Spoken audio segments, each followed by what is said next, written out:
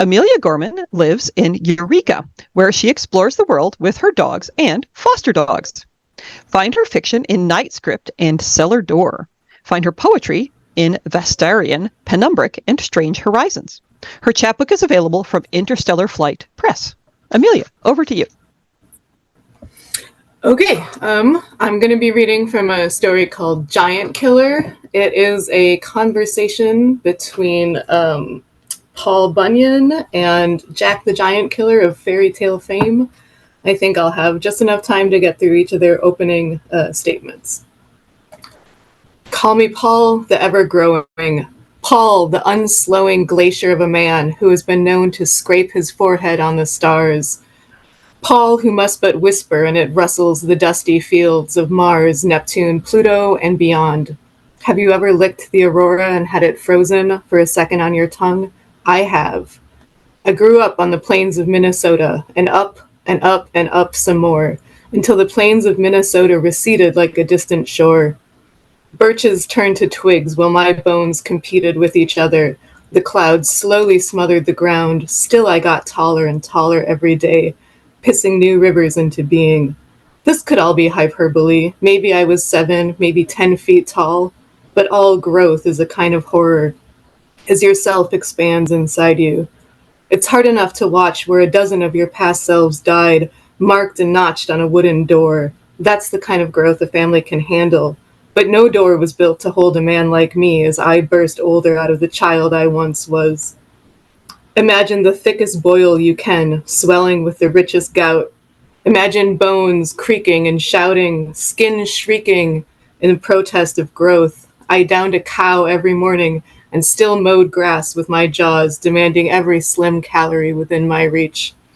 I grew up in Minnesota until Minnesota grew too small for me. What followed was a heavy tread to the west, hollowing new lakes in my footprints where you might ice fish next winter and think of me.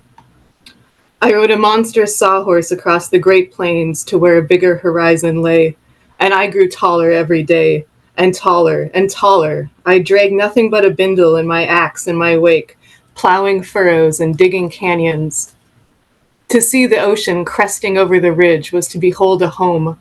I followed my ears to the roar of the surf, to see that big blue drink that can never run out, and it still had more to give. I walked high on the dry Sierras, soaking up the nearness of the sun, the coolness of the clouds.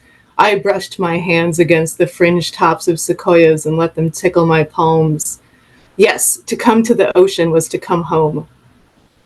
I bathed my tired muscles in Thor's sinkhole, where leviathans frolic under the swollen waves.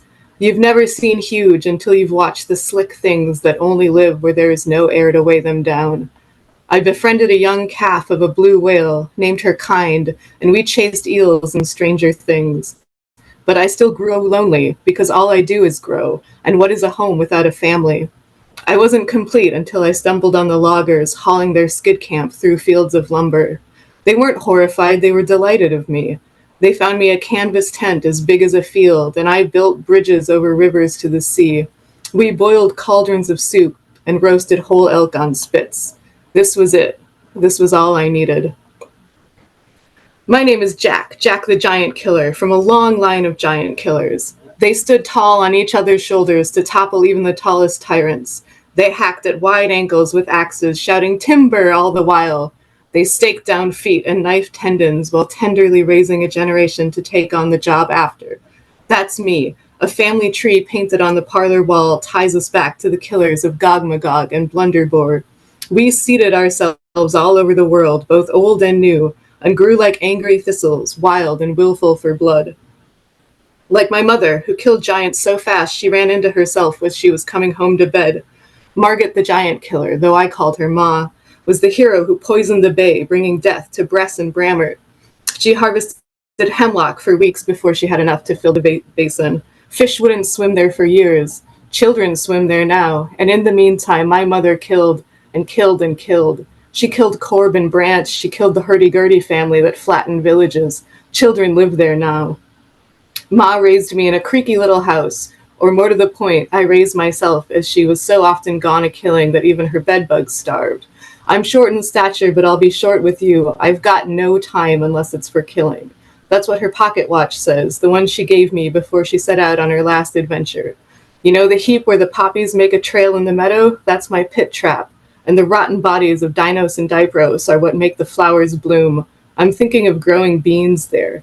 I'm going to live up to Ma's reputation if it kills me. And you know it will, because it always does, us giant killers. I've heard of you, Paul. I saw my future laid out black and white in the newspaper, in the West Coast Signal, in the Humboldt Times. Tall order as lumber cab titan rushes to meet demands. But all giants are horrors, even if they don't know it yet. When famine comes, and famine is a-coming, I'm going to kill you, Paul.